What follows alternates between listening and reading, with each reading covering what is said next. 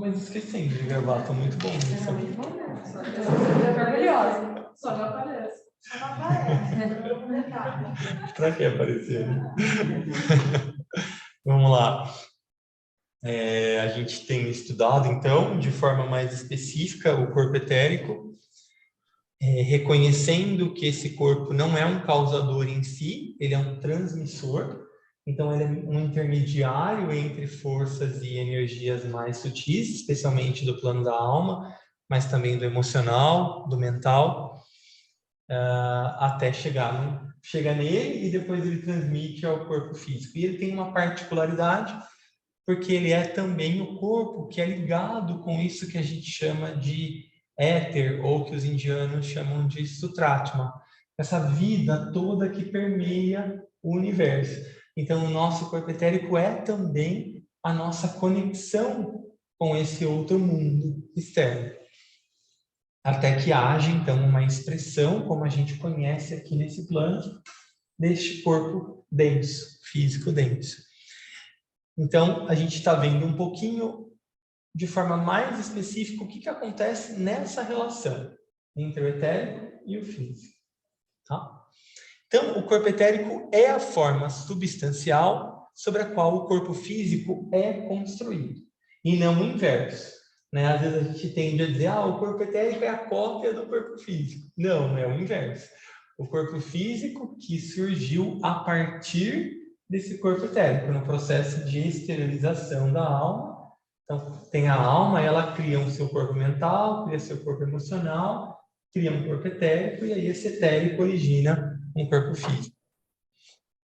É ainda a estrutura que sustenta o físico e o andaime que subjaz a cada parte do homem exterior, físico, e é a rede de nadis que constitui a contraparte do sistema nervoso. Então, também o nosso sistema nervoso e o nosso sistema circulatório são expressões ainda mais materiais dessa rede que é o corpo etérico.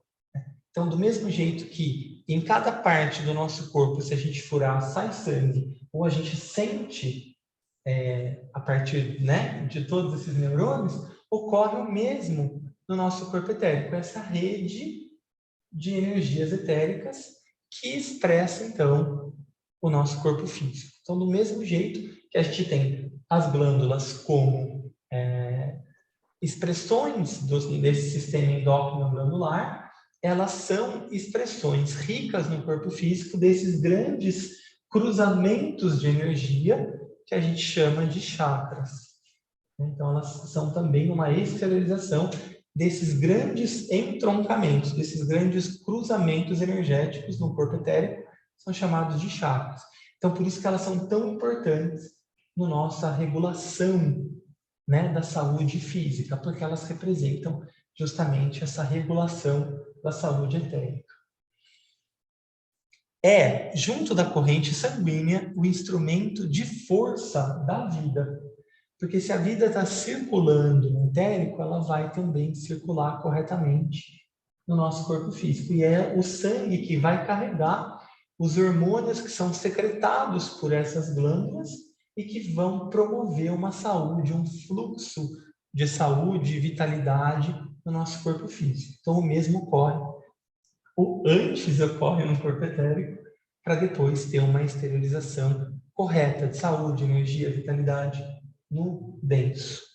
Paulinho, quando a gente estava vendo os chakras, é o mesmo livro, né, da cura esotérica. Então, o tibetano fala que são os 4 canais de distribuição de energia que são a exteriorização do corpo etérico, né? O sistema nervoso, o sistema endócrino, a circulação sanguínea e os chakras.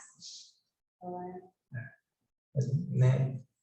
Dos chakras, né, do corpo etérico, aí junto com esses 3 ainda mais exteriorizados, tem esse conjunto que a gente entende por vitalidade, por saúde, por vida. Por isso que na nossa meditação a gente fala às vezes, né?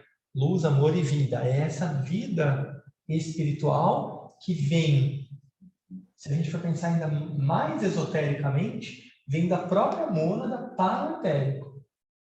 e aí do etérico para o físico. Então, se a gente for pensar em termos de exteriorização mesmo da vida material. Então, é super importante. Então, quando a gente pensar nesse aspecto vida, é super legal a gente ter em mente que é essa vida que aflui no etérico, e aí do etérico para cada glândula, e de cada glândula para a corrente sanguínea e para o sistema nervoso central. Mais fácil para a gente desenhar, né? Tá gravando? Tô gravando. Aí, o que acontece? Olha só que ponto importante aqui. Se houver, então, uma fraqueza na relação entre a estrutura interna etérica e a externa físico, uma real dificuldade vai acontecer. Então, além do etérico ser o transmissor, e aí, claro, naturalmente, problemas emocionais vão atuar em alguns centros e vão atuar no corpo físico na área correspondente. Excesso de pensamentos também vão atuar em um determinado centro e vai trazer algum tipo de patologia ou enfermidade ou desarmonia, né, para o meu corpo físico. Mas também, se essa relação não está muito bem amalgamada, né, construída entre o próprio etérico e o físico, eu posso ter também alguns prejuízos. Então é importante a gente reconhecer isso. Você sabe que eu estava divagando aqui? De jeito nenhum. Sabe as pessoas que têm aquela experiência quase morte, né? Quase, né? Como ficaria, né, o corpo etérico nisso, né? A função dele nessa... Não seria quebra que eu falaria, né? Porque estão todos conectados, ligados, mas... Né? Mas é também. Espera aí, deixa eu só ver o que eu fiz aqui. Não pode elogiar, tá vendo?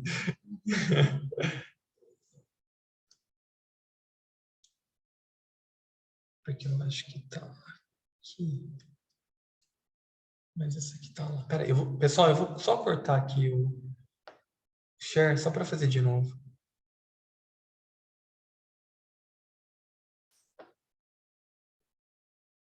Aqui, achei o que eu queria, pronto.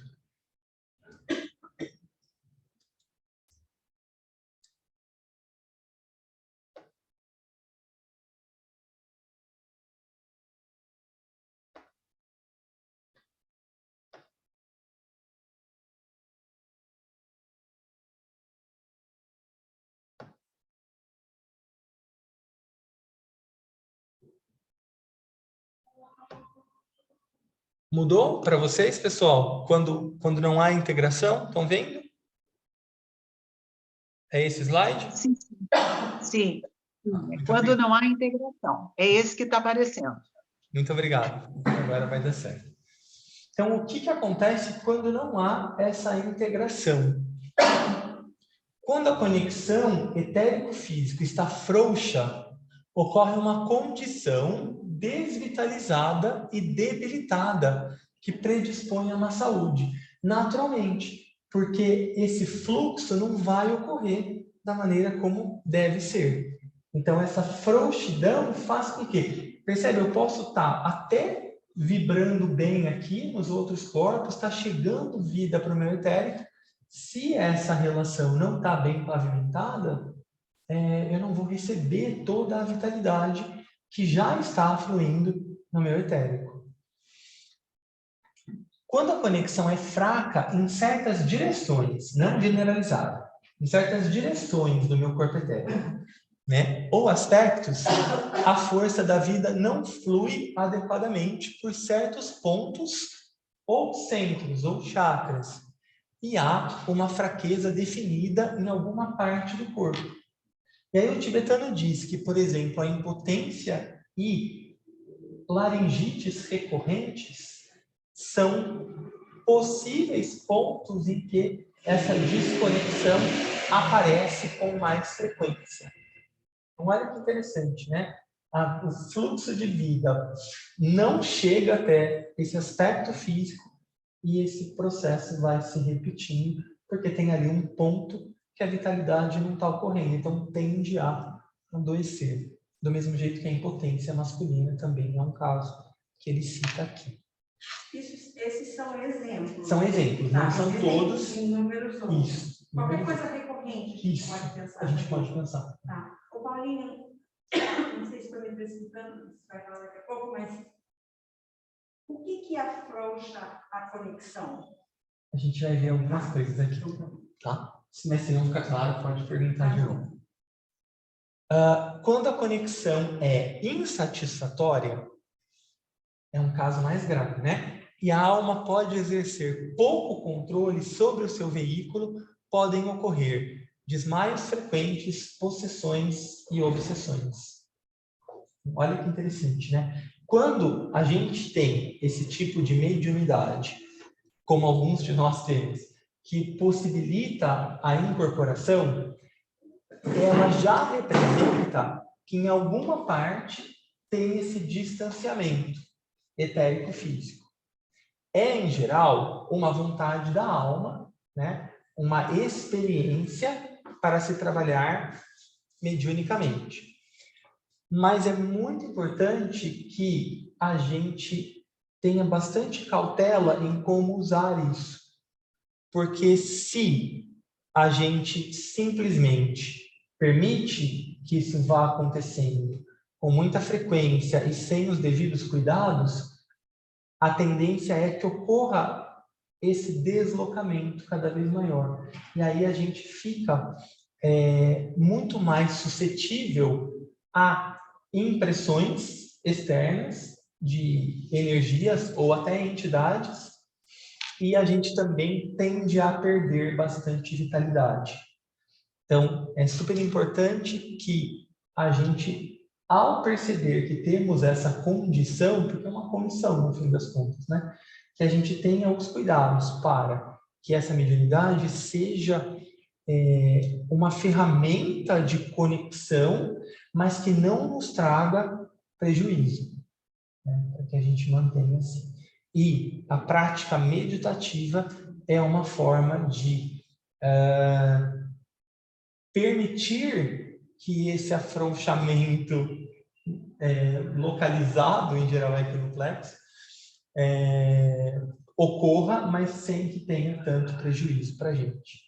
Porque senão pode se tornar algo que realmente a gente fica vítima dessa energia mais material. Então é importante, se a gente tem essa abertura, não estou dizendo para que a gente nunca mais incorpore, mas que a gente tenha sempre, procure sempre construir uma antacarana, porque aí assim a gente vai possibilitar até que essa condição mediúnica expresse qualidades mais elevadas. Se a gente não coloca tanto olhar nessa conexão, a tendência é que a gente expresse sempre as energias circundantes, que na maioria grande das vezes é astral e é plexo.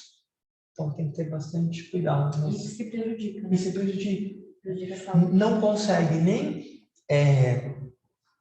exteriorizar a beleza e a grandeza que é possível através da mediunidade, porque vai ficar viciada aqui nesse campo astral, entidades astrais, dando comunicação a entidades astrais, e traz prejuízo. É muito claro porque existem tantos desequilíbrios na mente. E a gente vê, a gente estava até conversando, né, tá, sem querer citar outras coisas, mas a gente vê pessoas, por exemplo, o João de Deus e outros médiuns, teve recentemente um caso aqui em Campinas, que notadamente existiu uma mediunidade, né? Mas se não tem esse cuidado de buscar uma conexão com a própria alma, fica à mercê do que está aqui, né? E a gente tem esses grandes companheiros do astral, guias espirituais, que nos ajudam, né? Estão aqui com a gente. Mas é super importante a gente também reconhecer que eles estão mais ou menos no mesmo patamar evolutivo que a gente. Então, eles também podem nos ajudar até um dado momento. Mas o mais importante de tudo é a gente construir o nosso próprio antacarana, é a gente saber que o nosso verdadeiro e primeiro mestre é a nossa própria alma, a nossa própria consciência transpessoal. Paulinho, mas você mencionou, por exemplo, o João de Deus, o Rapaz do Cenário. Mas, aí são extremos. Estou falando extremos, só para a gente ter o cuidado. Eu acho que a gente tem que pensar que isso é muito mais próximo de nós do que a gente imagina, porque o extremo é um caso aqui e outro ali, né? mas dentro do meio mediúnico, existem muitos desequilíbrios físicos, emocionais e mentais em médiums que trabalham e que estão São super bem intencionados. Exatamente, exatamente. Eu acho que essa é a Isso, pegadinha. perfeito, muito bem lembrado. Porque eu trouxe um exemplo, às vezes fica distante, né? Pode parecer que se fora disso está tudo ok, aí já está fazendo o caminho, né? Muito obrigado. Muito bem lembrado. Mas o que você falou, né? Reconhecer que a mediunidade é uma condição, não significa que é um ganho de consciência ou alguém mais desenvolvido, né? Porque é uma armadilha mesmo, para a própria pessoa. Ela, se for bem utilizada, o tibetano cita em alguns livros dele que a mediunidade tem um papel de ser realmente essa mediadora, mas se a gente constrói esse canal, senão a tendência é ficar no astral mesmo, aí não vai, é meio que cegos guiando cegos. E se a gente não tem conhecimento, por exemplo, eu não saberia dizer se a pessoa está conectada com esse superior ou com aqui, certo? Ou não? É difícil a gente dizer né? isso. E a pessoa que ela tem consciência? Muitas Qual vezes, foi a conexão que ela muitas fez? vezes não. Eu posso te dizer assim, com mais segurança, que a maioria das vezes é um astral mais elevado, né? Que vai falar sobre amor, sobre caridade, tal, tudo ótimo, né? Mas em geral não tem essa conexão tão espiritual. Não estou dizendo que não serve, não estou dizendo que é ruim. Tudo varia de acordo com o que a gente está buscando nessa determinada encarnação. Só isso. É muito útil, do mesmo jeito que tudo que existe tem utilidade, né? Do mesmo jeito que a gente sempre conversa nesses assuntos, que a Igreja Universal tem um papel fundamental numa determinada camada da sociedade. E eu não estou comparando com isso, mas é só para a gente entender que tudo que existe tem uma função. Então, eu tenho muito respeito por todas as pessoas que trabalham mediunicamente, tenho muito respeito por todos os centros. A minha família é espírita, né, mãe? Há muitas gerações, eu não posso negar isso. Mas é importante a gente saber o que é cada coisa. Por isso que às vezes só a intenção não adianta. Não. Você precisa ter um conhecimento. Ou ela adianta até um ponto. Até a página 2. Até a página 2. Tem muita ilusão ainda, né? Sim. E tá todo mundo super bem intencionado, como a Beth falou, tá todo mundo querendo fazer melhor, tá todo mundo dispondo do seu tempo para. Só pra gente... E às vezes até se prejudicando. E até se prejudicando, muitas vezes, por esse amor devotado, acaba se prejudicando. Ficando vulnerável. Oi? Já tem tudo de mesmo. Que horas são? Não sei. Já? Deixa eu só ver mais um, então. Aí... Senão a gente nunca anda, né?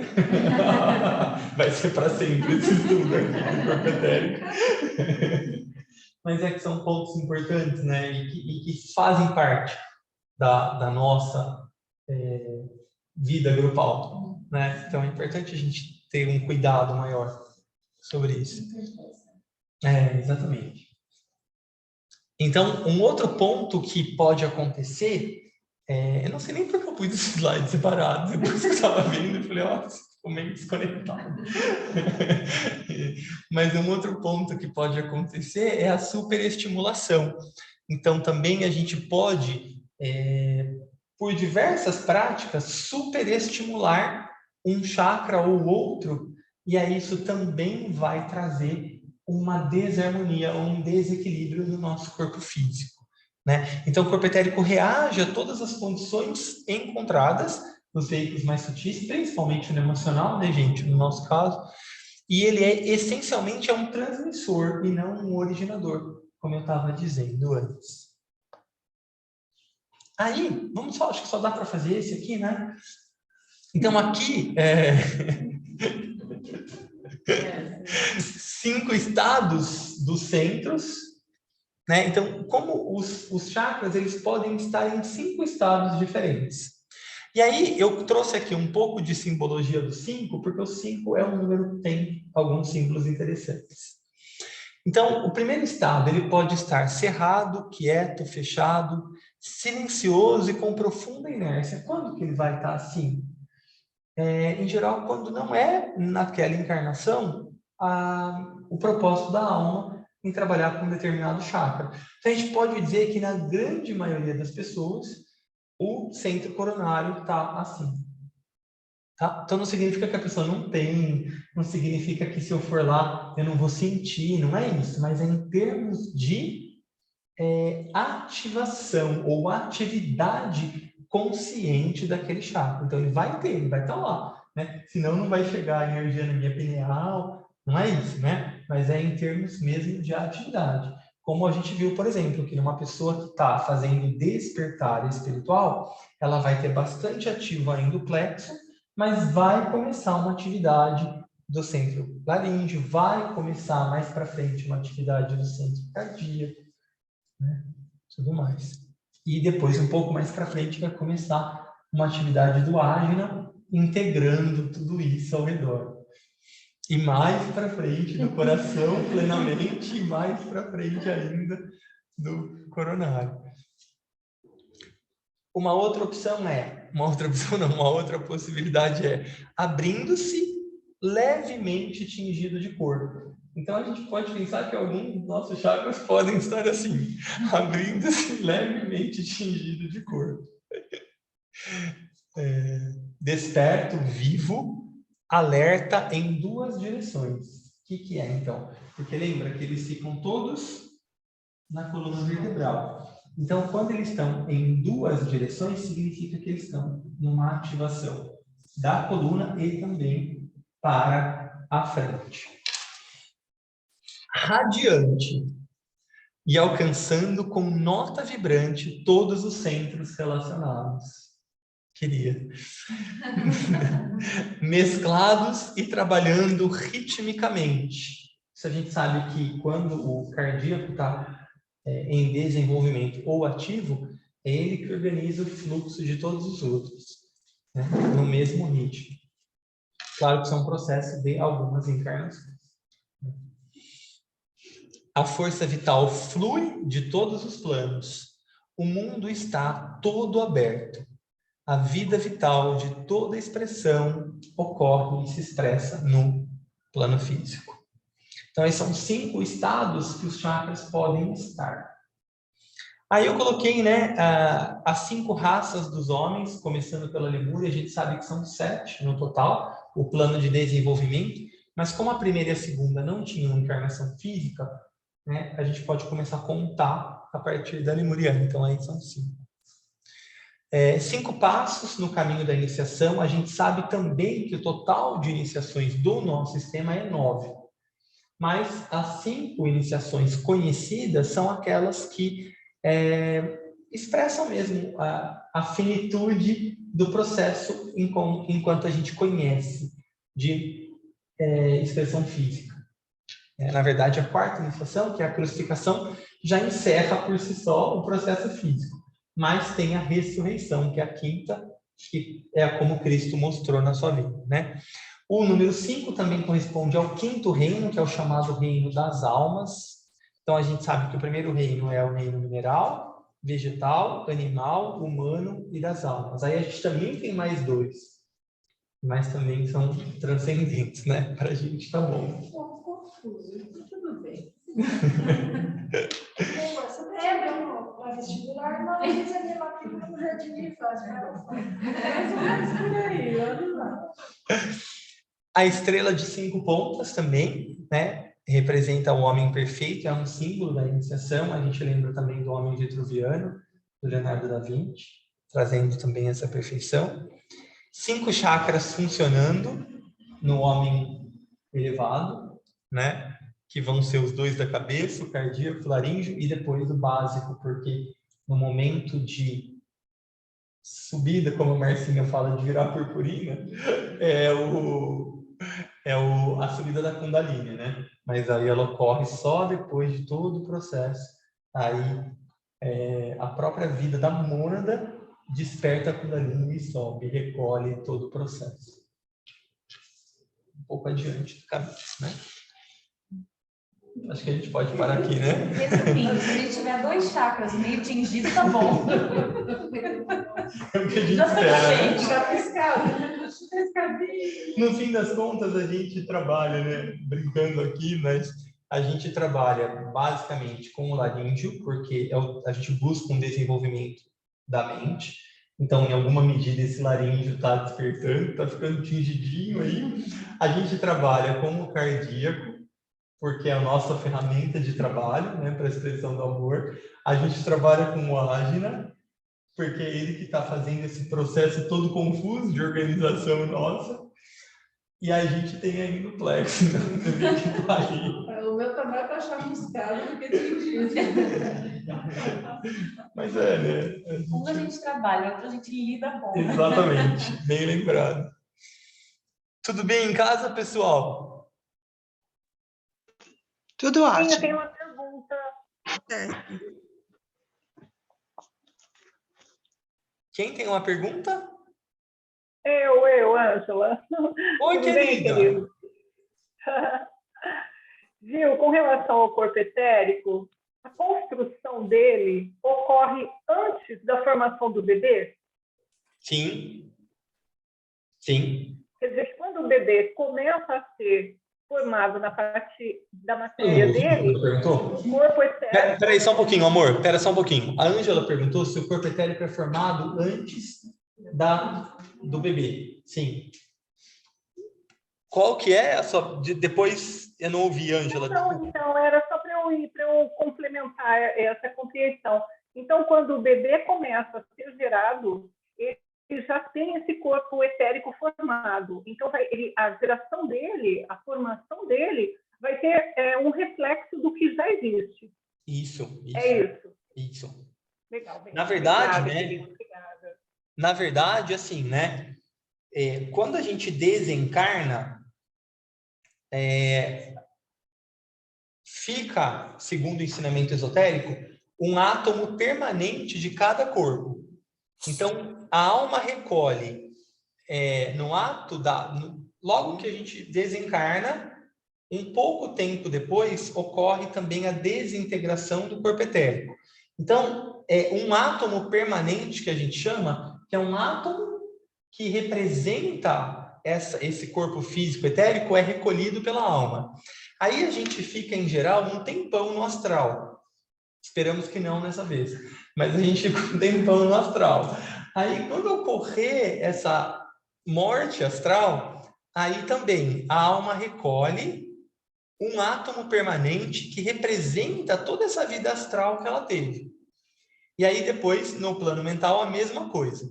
Então, a alma recolhe esses átomos permanentes e aí ela fica no que os indianos chamam de pralaya. Um tempo ali que ela vai ficar naquele mundo dela. E aí ela vai começar, dependendo do ponto de evolução que a gente está, ela já começa o seu processo de planejamento para a próxima encarnação. E aí ela vai fazer um planejamento, se tiver um grau de consciência que já tenha, eu vou pegar a gente como base, não para que a gente se assoberbe, mas para a gente entender, né? Se a alma está num ponto de consciência em que ela já começa ou tem como meta o desenvolvimento grupal, aí ela faz esse planejamento da sua própria encarnação, mas também em unidade com a alma grupal, para que as condições na próxima encarnação daquele grupo de seres estejam próximas, para que possam encarnar e exteriorizar alguma parte do ashram ao qual estão ligados. Mas isso é um outro assunto. Mas pensando na alma individual, ela já começa o seu planejamento, se é que a gente pode usar esse termo alma individual, né? Meio paradoxal. Mas ela já começa o seu planejamento para a próxima encarnação. E aí ela vai ter como base esses átomos permanentes. Ou seja, ela não vai dar nenhum salto. Ela vai ter como base para a exteriorização dos seus corpos materiais o ponto onde ela terminou a sua última encarnação. Por isso que é super importante a gente cuidar muito dessa vida que a gente está aqui, porque não tem milagre, gente. Não tem. Falar, na outra encarnação eu vou fazer isso. É uma sequência, né? Então eu sempre falo com meu pai e com minha mãe já. Começa a preparar o que você quer na próxima encarnação. Aproveita que está limpo aqui. Já começa a planejar o que você gosta, o que tem de aptidão, o que você reconhece, já começa a pensar, estudar. Não é para ir, gente, é muito sério isso. É muito sério. Na vida que vem, vocês vão agradecer. Exatamente. Não me ouve muito, mas eu faço meu papel de falar aqui. E preciso fazer na minha também, né? Senão não tem sentido. Mas, porque aí começa esse processo a partir disso. Então, é super conectado, né? Então, aí sim, aí ela vai escolher depois qual vai ser a condição astrológica, ela vai escolher qual vai ser a condição de raios, mas tudo isso baseada nesse planejamento do qual ponto ela está e qual ponto ela quer alcançar. E lembrando que tem aquele range que a gente fala, né? Que é mais ou menos aonde ela pode chegar e aí como é que vai ser a personalidade respondendo a ela. Então, aí tem tudo isso a ser levado em consideração. Ficou mais claro, Ângela? Sim, sim. Nossa, muito obrigada. Imagina. Obrigada mesmo.